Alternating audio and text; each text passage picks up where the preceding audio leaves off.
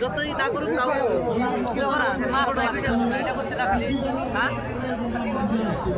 ওরা তো লিস্ট করে হবে না মেলা বাচ্চা আছে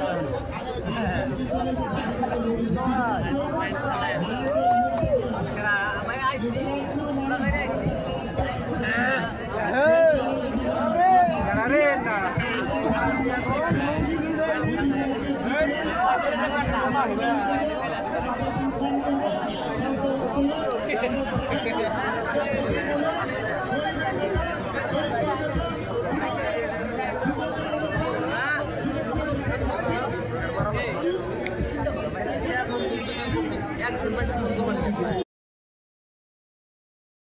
এই বিল যদি কংগ্রেসে আনতো রকিবুল বিরোধ করা পারত না।